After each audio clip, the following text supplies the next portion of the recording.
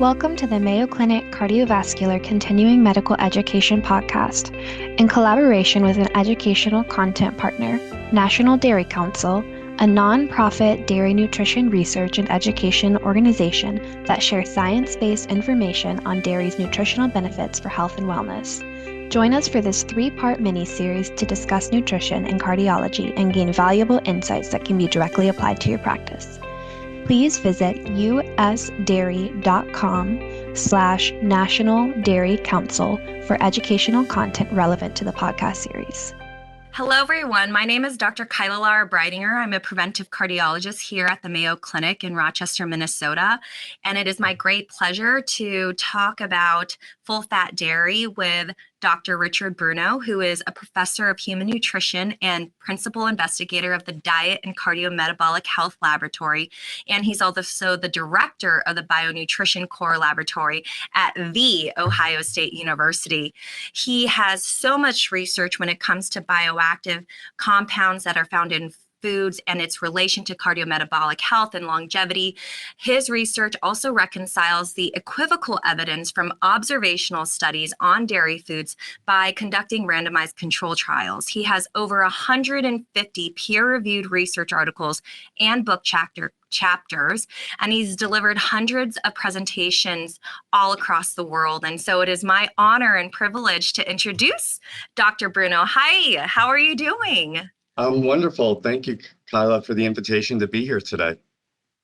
Oh, I am so excited to talk about this. I've been watching social media and the news and the rise and the trend in people kind of discussing the controversy between saturated foods, seed oils, what is processed and what's ultra processed. And we know that full fat dairy has been much more popular decades ago, and we're seeing a decrease in utilization, but actually now is the time to talk about some of the health benefits and the controversies when it comes to full fat dairy. So our episode today is our second episode of a 3-episode series talking about the role of dairy foods. And so can you just give us a little bit of background on full fat dairy and, maybe some of what people out there don't know about full fat dairy and why there's been a push to consume low fat or skim types of dairy products?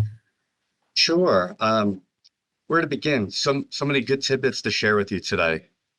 I would say over the past several decades, there's been a lot of pushback to reduce the consumption of full-fat dairy so that dairy foods in general can fit better into a healthy dietary pattern. And that's because full-fat dairy contains additional calories over and above what you would find in non-fat dairy varieties. And most of those calories are attributed to the saturated fat content of the dairy product itself. So by reducing full-fat dairy consumption or substituting it with non-fat or lower fat varieties, we can help persons reduce their total calorie consumption and hopefully mitigate the obesity epidemic that's been going on for several decades, largely unsuccessfully. So what is the concern, right? As a cardiologist, my concern is LDL cholesterol and how saturated fat does have evidence with a correlation with consumption of saturated fat increasing our levels of LDL cholesterol. But it's more nuanced than that, right? We have LDL particle size, smaller ones being more atherogenic and the larger ones being stickier. And so can you comment on the saturated fat content of dairy and maybe the milk matrix and what that's about? Yeah, it's a really interesting paradigm. For decades, leading authorities have suggested reducing saturated fat to help reduce total cholesterol and particularly LDL cholesterol, that atherogenic cholesterol that you refer to. What's interesting when it comes to dairy foods is the saturated fat content has a different profile of fatty acids than most animal products, in that the saturated fats are mostly short chain fatty acids in comparison to what you might find in, say, a side of beef, which is longer chain fatty acids that are saturated. And when people under controlled conditions eat saturated fats derived from dairy products, it actually doesn't seem to adversely affect their total cholesterol levels, as would be predicted from the decades of evidence that have been suggesting we reduce our saturated fat intake.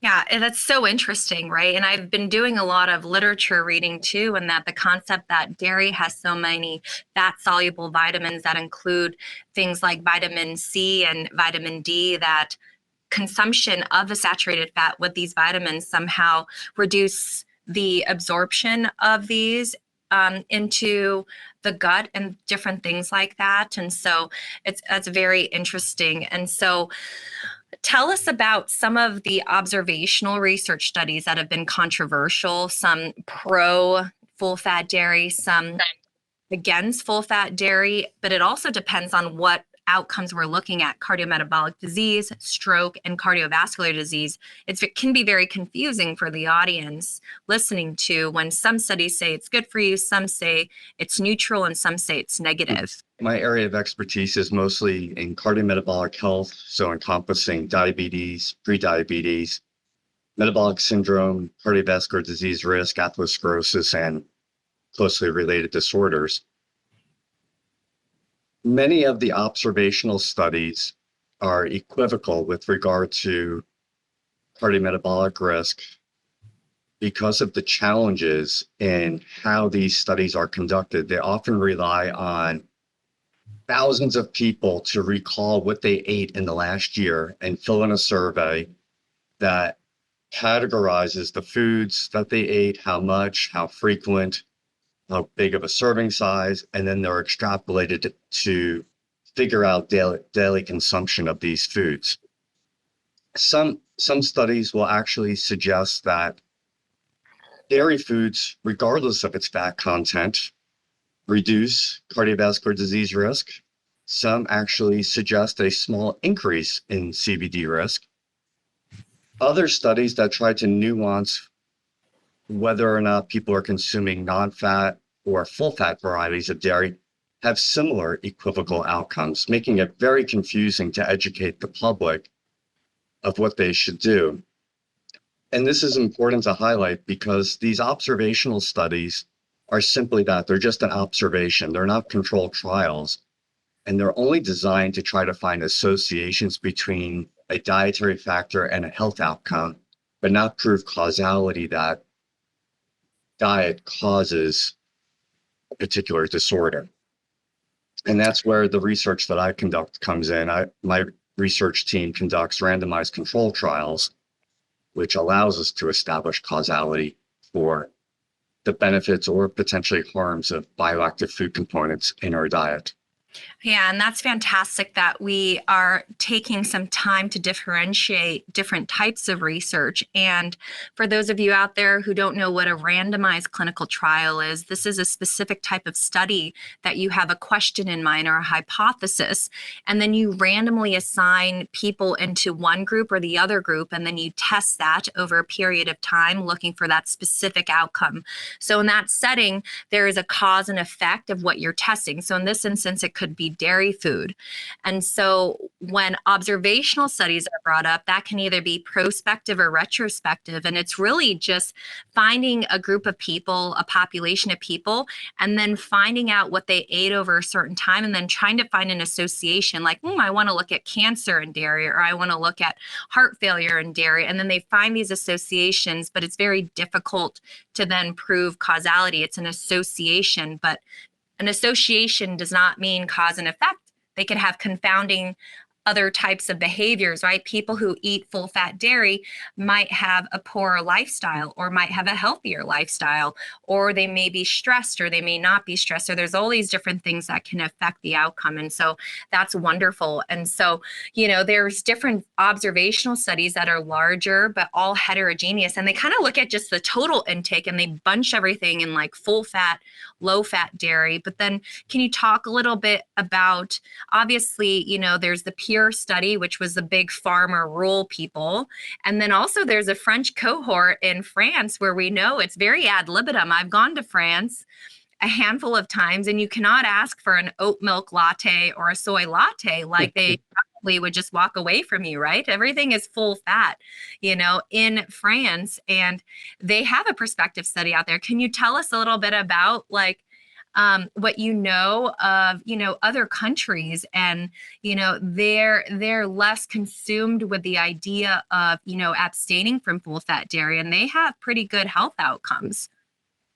Yeah, that's an interesting point you raise. We've known for quite a few years of the French paradox, and most people think of that in the context of red wine consumption, but it really relates to the full dietary pattern of French and Europeans at large, where they tend to go against the grain of what we are practicing here in the United States about avoiding fat and particularly saturated fat, but yet they have lower incidences of certain disorders that we would often link to higher fat diets. Here in the US, while we recommend these lower fat diets, it doesn't seem that the full dietary pattern is getting enough attention to make much of a dent in how we implicate one particular food as being detrimental to health. Rather, we need to start emphasizing a full dietary pattern that may or may not include full fat dairy foods, depending on somebody's individual circumstances and whether or not they can consume the fuller fat dairy foods and the extra energy that comes with it without exceeding their daily allotment for energy to maintain a healthy body weight. Absolutely. I couldn't agree more. And I know there are several articles that have debunked the whole era of low fat, low calorie diets versus actually what's in the pattern. And so I completely agree with you on that. And when it comes to your expertise, particularly in prediabetes, diabetes, and metabolic syndrome, right? We know that, should I say the ketogenic diet, right, can very effectively treat cardiometabolic disease. The controversy there is that in the hyper-responders are people who then have a big jump in their LDL cholesterol. And there are anecdotal case studies that have been published showing an increase in plaque and then regression of plaque when you pull off of that. But that's not every single case. And so can you comment a little bit on the people out there who are on a ketogenic diet and how dairy and saturated fat can somehow play a role or maybe not play a role depending on your genetics and phenotype when it comes to your cardiovascular risk? Sure. The ketogenic diet is a very popular dietary pattern that has been shown time and time again to be quite effective to promote weight loss and a healthier cardiovascular disease risk profile.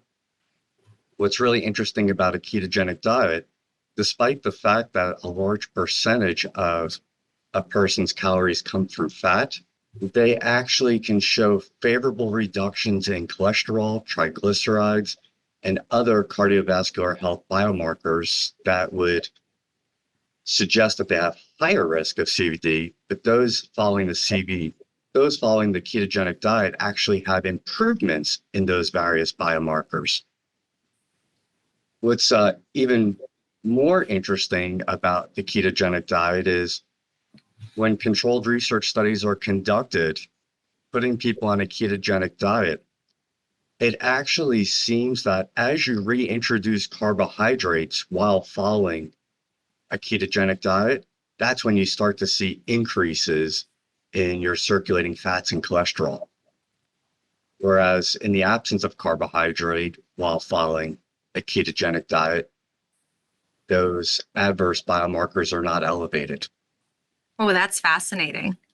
That's fascinating. And in Spain, they do have a Spanish ketogenic diet where most of the fats are coming from. I mean, you have to intake a lot of extra virgin olive oil and avocados and nuts, but it's coming less from the higher saturated fats, but they have moderate consumption of kind of full fat and fermented dairy products. Can we talk about fermented versus unfermented dairy products being full fat, and what the difference is, and should people be buying these products when it comes to their gut health and their cardiometabolic health? What's the research on that? Sure. Well, as you know, the difference between fermented and non-fermented is whether or not there's been some live bacteria added to the dairy product to essentially process it through fermentation. So like yogurt is considered processed, even though it doesn't fall into the conventional definition of what most people talk about in terms of being processed.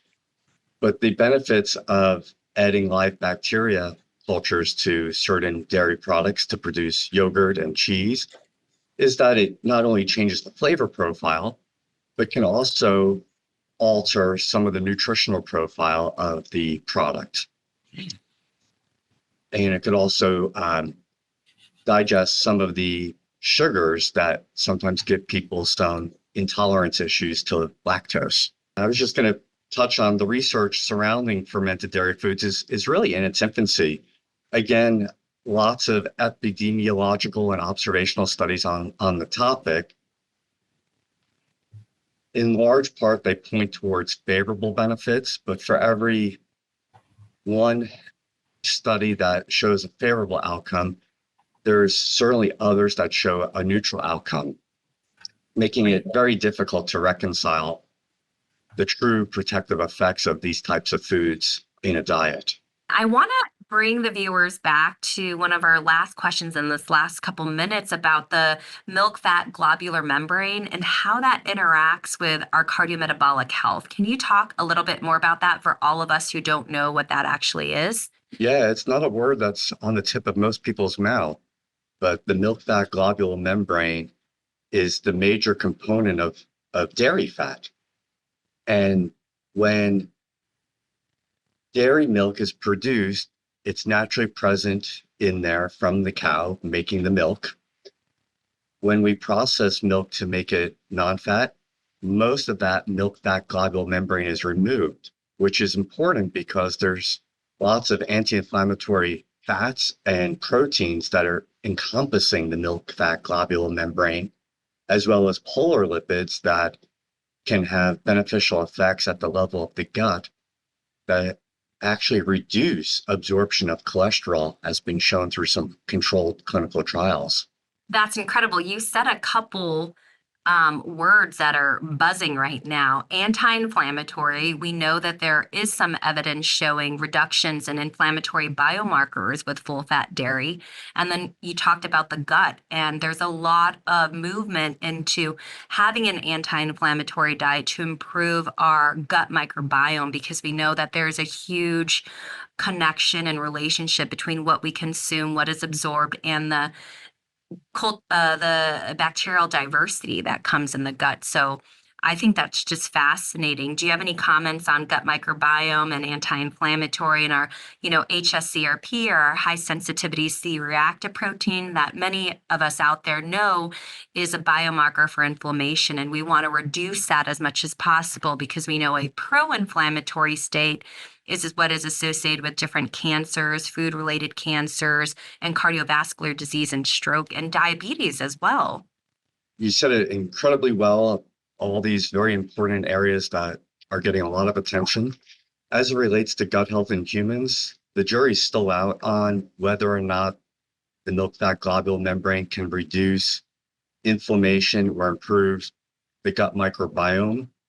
But we have a lot of evidence these days from trials conducted in laboratory rodents that support the concept. It just hasn't yet been translated to human beings quite yet. But I think those types of studies are on the horizon because many of the research studies indicate that the milk fat globule membrane, particularly when it's fed to neonate rodents, can actually improve microbial colonization of the gut to enhance the amount of commensal bacteria. It actually improves gut barrier function and is associated with more favorable growth outcomes for the rodents. That's amazing. So the next step then is to take that research that we're currently doing in mice and rodents and translating that into human studies, which I think would be super important, and having a better understanding in terms of development over the lifetime, the role of dairy. And I guess the last thing I'll ask, in this kind of explosion of our obesity epidemic, pandemic, if you will, and a direct relationship with the rise in ultra processed foods and really having at our convenience many food items that contain no real food. And so when it comes to choosing something over the other, it's when it comes to people who are very afraid of dairy versus wanting to be vegetarian and plant-based, which has really great effects if you're eating a whole plant-based diet. But there's also research showing that the younger you are when you start a vegetarian diet, the higher likelihood you are of having ultra-processed foods that don't contain any protein in that as well. And so I always like to talk to patients. I'm from the West Coast. I did my training on the East Coast, but I do live in the Midwest, where I have a ton of farmers and a ton of dairy farmers, where I can't tell them, hey, don't eat this and eat that. But it's really like, what are you eating that I could replace with something that has this milk fat globular membrane that has more vitamins and an anti-inflammatory effect than these pro-inflammatory ultra processed foods that we eat? Yeah, it's a good question. It's definitely on the minds of a lot of consumers these days of what is the ideal dietary pattern. I don't have concerns if people want to follow a plant-based diet or a carnivore-based diet. I think both types of dietary patterns can be very healthy. But as you indicate, just because somebody's a vegetarian doesn't mean they're following a healthy dietary pattern, because it could contain many foods like gummy bears, which are considered vegetarian but provide no nutritional value. And the same could be true for an animal-based diet. So it's really important to recognize that there is diet quality considerations that need to be factored into any dietary pattern, and ensuring that one is achieving all the appropriate intakes of macronutrients, especially protein, but also micronutrients and minerals and vitamins that can support growth, development, and maintenance of various physiological and reproductive functions. Absolutely, absolutely. And, as scientists and people who believe in objective evidence, we all want to seek the truth and not make biases against different foods that have not been robustly studied in randomized prospective control studies. So I super appreciate your presence here and being our guest of honor for our second episode. Please look up Dr. Richard Bruno and all his research on cardiometabolic health and its intersection with nutrition. And again, thank you so much. Thank you. It was a pleasure to be here today. Thank you for joining us today. We invite you to share your thoughts and suggestions about the podcast by emailing cvselfstudy@mayo.edu, and find more episodes at cveducation.mayo.edu. Be sure to tune in to each episode, and tune in each week to explore today's most pressing cardiology topics with your colleagues at Mayo Clinic.